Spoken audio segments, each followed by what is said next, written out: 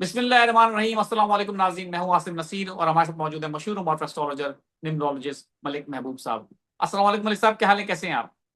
वालेकुम अस्सलाम। अल्लाह का करम है। क्या हाल चाल है आसिम साहब? कैसी गुजर रही है आपकी? मैं बिल्कुल ठीक हूं मलिक साहब, और पाकिस्तान की सियासत के हवाले से मैं चाहता हूं कि आज का व्लॉग करूं आपके साथ। मलिक साहब, खान साहब के हवाले से तो मैं आपसे पूछता रहता हूं, और ये भी मैंने आपसे पूछा, प्रीवियस व्लॉग में ही पूछा कि क्या वजह है कि हमारी पेशेंट को दुरुस्त साबित नहीं हुई। खान साहब की रिहाई के हवाले से डेटे सामने आएंगे, लेकिन खान साहब की रिहाई सामने नहीं आ सकी। अ, अब खान साहब की तरफ से कोट अनकोट ये भी स्टेटमेंट सामने आ रहा है कि वो कोई तहरीक शुरू करना चाहते हैं, क्योंकि मैंने आपसे पहले, मुहर्रम जब स्टार्ट हुआ था उस वक्त मैंने आपसे एक वीलॉग किया था, और आपसे मैंने कहा था कि मुहर्रम उल हराम के बाद खान साहब कोई प्लान कर रहे हैं कि जी ये मुकद्दस महीना है, इसके बाद कोई तहरीक शुरू की जाए। क्योंकि सोहेल आफरीदी की भी क्रेडिबिलिटी में सवाल उठ रहा है कि जी वो कोई अब तक तहरीक लॉन्च नहीं कर पाए। वो आईएएस भी थे, एहतिजाजी सियासत के माहिर हैं। अब कहा ही जा रहा है कि तहरीक इंसाफ कोई बहुत ऑर्गेनाइज प्लान कर रही है सड़कों पर आने के लिए, और साथ साथ मानसून का भी स्पेल शुरू होने वाला है पाकिस्तान के अंदर, बारिशें। यही पिछली साल की सूरत हाल है। आपको क्या लगता है? आप ये पेशेंट गोई तो कर चुके हैं कि लोग सड़कों पर आएंगे, लेकिन ये जो मानसून शुरू हो रहा है, बारिशें, सैलाबी सूरत हाल, इसमें आपको क्या लगता है, लोग वाकई सड़कों पर आएंगे, या ये टाइम भी ऐसे ही गुजर जाएगा? क्योंकि अपोजिशन जो तहरीक इंसाफ कर रही है वो तो बहुत ही, मैं समझता हूँ, फ्रेंडली अपोजिशन है। कहीं कोई ना ऐवान में बात होती है, ना कोई असेंबली में फ्लोर पे कोई बात होती है, ना कोई तहरीक शुरू की जा रही है। क्या कहेंगे आप?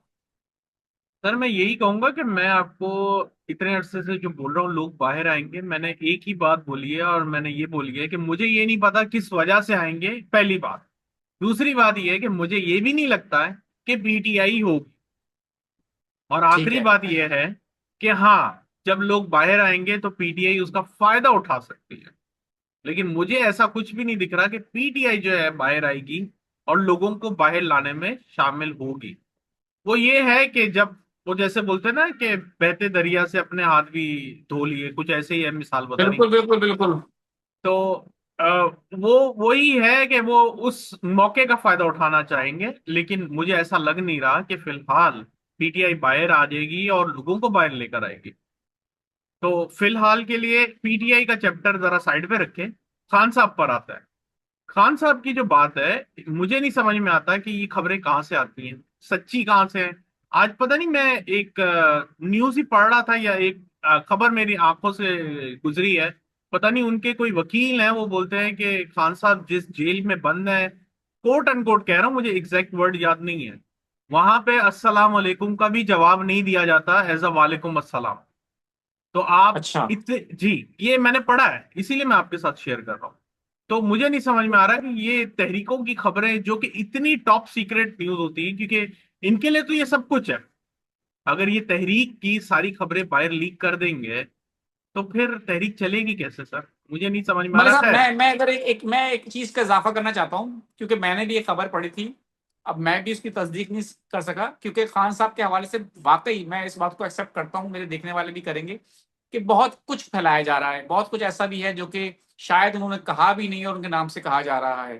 बिल्कुल ठीक है, लेकिन एक खबर मैंने ऐसी पढ़ी कि खान साहब की मुलाकात हुई है बैरिस्टर गौहर के साथ।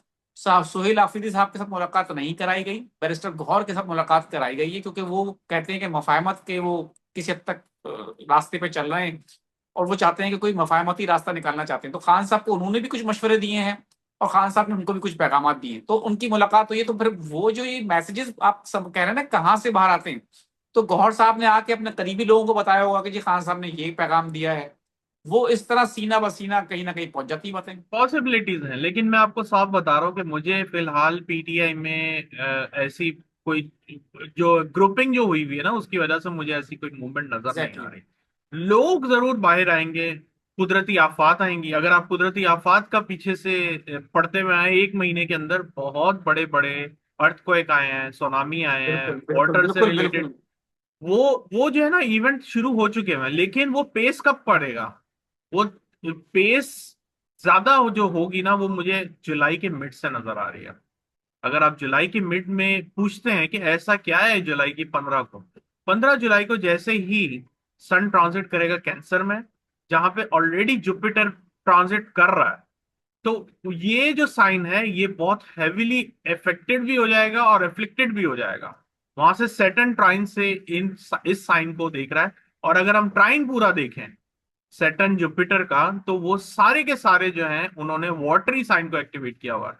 तो अगर आप ये समझ रहे हैं ना ये एक नॉर्मल मूनसून होगा, तो मैं नहीं मान सकता। एज पर एस्ट्रोलॉजी, अल्लाह करे उससे भी अच्छे हालात रहे। देखिए मैं बार बार आपको कहता हूँ एस्ट्रोलॉजी जो है ना 60 to 70% काम करती है।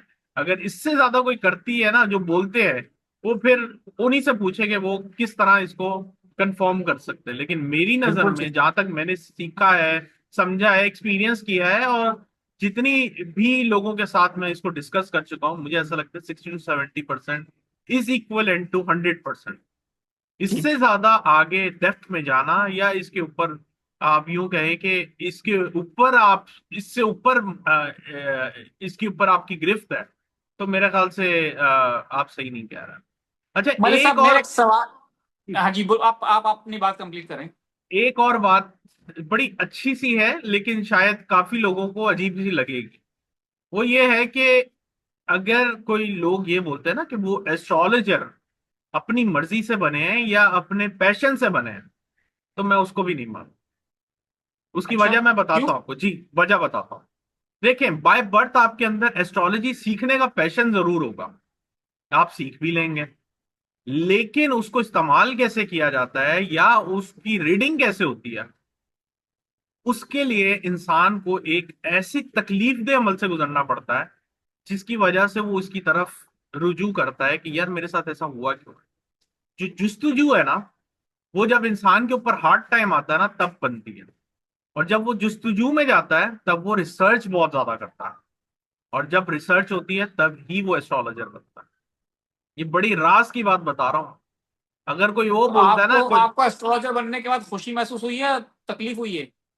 अगर आप मुझसे ये पूछते हैं तो मेरा पैशन था, मैं आपको सही बात बताऊं, और मैं इसको तकरीबन 15 साल से सीखता आ रहा था। लेकिन वही बात माशा। है जी, और वही बात है कि मैंने इसको इम्प्लीमेंट किया। मैं आपके सामने प्रेजेंट नहीं होना चाहता था, या मैं यूं कह सकते कि मैं ये नॉलेज अपने पास तक रखना चाहता था। लेकिन वही बात है, मेरी लाइफ में ऐसे कॉन्सिक्वेंसेज हुए जिसकी वजह से मैं इस फील्ड में टोटली इन हो गया कि यार ये क्यों हो रहा है, ये इसकी वजह क्या है, इसके पीछे क्या है। तो अगर कोई एस्ट्रोलॉजर है, वैसे तो हर इंसान की जिंदगी में होता है। अगर यहाँ पे कोई भी ये बोल दे ना कि मेरी जिंदगी में कुछ नहीं है, तो वो बोल ही झूठ रहा है, पहली बात। अगर ठीक आप है। एस्ट्रोलॉजी जानते हैं, आप एस्ट्रोलॉजी नहीं जानते हैं, आपकी जिंदगी में डेफिनेटली कुछ ना कुछ चल रहा होगा। जाहिर है, ऐसा बिल्कुल हो ही सही। नहीं सकता, ऐसा हो ही नहीं सकता आप बोले मैं बड़ा सुखी हूं और मुझे कोई गम नहीं है, ऐसा होता ही नहीं। तो नहीं, जो ये खुशियां परेशानियां सबके साथ चलती हैं। सब होती हैं, तो एस्ट्रोलॉजी सीखना अलग बात है, एस्ट्रोलॉजर बनना अलग बात है। इन शॉर्ट कहने का मकसद ये है, एस्ट्रोलॉजर बनने के लिए आपको एक बहुत टफ टाइम से गुजरना पड़ता है। उसके बाद ही आप इस चीज की वैल्यू समझ सकते हैं कि इसकी मलिक वैल्यू साहब, क्या मैं है। तो हमेशा से तमाम एस्ट्रोलॉजर जितने भी हैं मेरे लिए काबिल एहतराम भी हैं और सबकी रिस्पेक्ट भी करता हूं, और मुझे इस बात का बिल्कुल बखूबी इदराक भी है, क्योंकि मैं तकरीबन पाकिस्तान की अगर बात करूं, बहुत सारे एस्ट्रोलॉजर्स हैं, उनसे मुलाकात मेरी रही है और होती रहती है व्लॉग के लिए। इसमें कोई शुबा नहीं कि सब बहुत मेहनत करते हैं अपने काम में और बहुत जी दयानतदारी से करते हैं, तो एक मेहनत वाला काम तो डेफिनेटली है। बल्कि मैं कुछ के पास जाता हूं जब, तो मैं कहता हूं कि सर आप कैसे इतना कुछ याद रख लेते हैं, हमारे तो ये दिमाग में भी नहीं बैठती हैं बातें कि सितारों की पोजीशन कहाँ क्या है। तो ये इसमें नो डाउट एक बहुत बहुत मुश्किल काम है, इसमें कोई शुबा नहीं। जी, तो मैं यही कह रहा था कि एक एस्ट्रोलॉजी का पैशन अलग होता है, एस्ट्रोलॉजर अलग होता है। एस्ट्रोलॉजी का पैशन बहुत से लोगों के अंदर होगा, वो सीखते भी होंगे, लेकिन मुझ वो में भी है, रियल लाइफ में जी मुझ में भी है। बिल्कुल होगा। लेकिन आप एस्ट्रोलॉजर नहीं बने, पता है क्यों? बिल्कुल। क्योंकि आपके ऊपर वो एक जो, खुदा ना खास्ता अल्लाह ना करे, मैं वैसे ही नहीं बोल रहा कि जरूरी आना चाहिए, लेकिन मोस्टली ऐसा ही हुआ है। ये मैंने पता है कब सीखा था, जब मेरे टीचर मुझे सिखाते थे, तो वो मुझे कहते थे कि बेटा अगर आप ये सोच रहे हो ना कि आज आप पढ़ लोगे चार बातें और कल जाके प्रिडिक्ट कर लोगे, तो ऐसा नहीं होने वाला। तो हम बोलते थे सर फिर आप हमें सिखा क्यों रहे? बोलते ये वक्त बताएगा। तो मैं भी आपको यही बता रहा हूँ, एस्ट्रोलॉजर बनना is a different thing, astrology सीखना बिल्कुल डिफरेंट है। तो अच्छा, बड़ी हाँ, गहरी तो बात कर दी, बड़ी गहरी बात कर बहुत दी है बड़ी आपने। गहरी बात है। बिल्कुल सही बता रहा हूँ। अच्छा, एक मजे की बात आपको आपको बताता हूँ मैं क्यों, इसकी एग्जाम्पल भी देता हूँ। आपने माशाल्लाह किया होगा, बैचलर्स मास्टर्स वॉट एवर जो भी किया है, जी जी ठीक है। जी जी। रियल लाइफ में कितना काम आया आपके? प्रोफेशनली तो नो डाउट कि जो कुछ किताबों में पढ़ा होता है वो प्रैक्टिकली इतना होता नहीं है इम्प्लीमेंट। अब आपको समझ में आ गई मैं आपको क्या बता रहा हूँ। एस्ट्रोलॉजी सीखना इज डिफरेंट, एस्ट्रोलॉजर बनना अलग बात है, ये बात है। सो बिल्कुल अब ठीक है हम मलिक आते हैं साहब, बहुत टॉपिक अच्छा के ऊपर। मलिक टॉपिक साहब पर आप आते पता हैं। नहीं कहाँ से कहाँ ले आते हैं, लेकिन बड़े अच्छे मौजू की तरफ ले आते हैं हमेशा आप। नहीं, थैंक यू। लेकिन टॉपिक पर आते हैं, वही खान साहब की बात हो रही थी कि मैं खान साहब को अभी यही बात करूंगा कि अल्लाह करे खैर खैरियत से रहें जहां पे भी हैं। लेकिन मुझे उनकी मूवमेंट पहले मार्च से नजर आ रही थी, उसके बाद मैंने अपने हाथ खड़े कर दिए, भाई मैं इसके ऊपर बात नहीं करने वाला। लेकिन आप फिर भी मुझे घसीटते हैं, तो मैं यही बोलता हूं कि जो वक्ती जायचे में चीजें नजर आ रही हैं उसके हिसाब से ऐसा लगता है कि खान साहब की मूवमेंट बहुत जल्दी फायर आती हुई दिख रही है। बट स्टिल चलें, आई एक कैन बड़ी नॉट पेशन गोई क्लेम कर एनी दी है डेट। मलिक महबूब साहब ने। आई कैन नॉट मुझे क्लेम एनी मुझे डेट। मुझे अपने थंबनेल की लाइन मिल गई कि मलिक महबूब ने खान साहब की रिहाई की बड़ी पेशन गोई कर दी है। और मैं लगा फिर सकता हूँ, लोग मुझे इस पर क्लेम भी नहीं करेंगे जी आपने गलत थंबनेल लगा दिया है। हाँ, वही तो मैं बता रहा हूँ, वो फिर जब अंदर सुनेंगे तो वो फिर आपको फिर बताएंगे कि आपने क्या बोला है। चले, चल, मलिक साहब थैंक यू सो मच। मैं कुछ लोगों के सवाल ले लेता हूँ। ठीक। डेट ऑफ बर्थ इनकी 1/1/1976। मेरा नाम नजर हुसैन है। क्या मैं फॉरेन कंट्री जा पाऊंगा? सर ये जो 1 जनवरी वाली डेट्स होती है ना, मुझे उस पर होती है डाउट पड़े, तो डाउट इसलिए होता है मैं आप यहाँ कहते हैं पे, कि मैं एक बात यहाँ पे जरूर कहूंगा, अगर ये आप मुझे शनाख्ती कार्ड या सुनी सुनाई डेट्स दे रहे हैं तो फिर तो आप मुझे दें ही नहीं, वो तो बेकार है। अगर ये आपकी रियल डेट ऑफ बर्थ है फिर आप मुझसे शेयर करें, फिर हम जो है इसके ऊपर थोड़ी सी जो है आपको बता सकते हैं। लेकिन एक्यूरेट वही बात है, जायचा बनाना पड़ता है। फर्स्ट फर्स्ट 1976 डेफिनेटली ये जा सकता है। अगर इनकी डेट ऑफ बर्थ सही है तो ये मेरे ख्याल से बाहर ही रहना चाहिए था इनको। आई डोंट नो ये कहाँ रहते हैं, इन्होंने जिंदगी बाहर गुजारी होगी। राव कमर इकबाल हैं, 20 दिसंबर 1976 इनकी डेट ऑफ बर्थ है। वो पूछ रहे हैं कि सर रिस्क के लिए बाहर जाना पॉसिबल है क्या अन करीब? 20 दिसंबर 1976, ये भी जी। 1976 के हैं। अभी तो मुझे नजर नहीं आ रहा, लेकिन अगला साल इनका टफ आ रहा है, 2026 दिसंबर के बाद। एहतेशाम खालिद है, 17 नवंबर 1994 इनकी डेट ऑफ बर्थ है। फाइनेंशियल कंडीशन कब तक ठीक हो जाएंगी?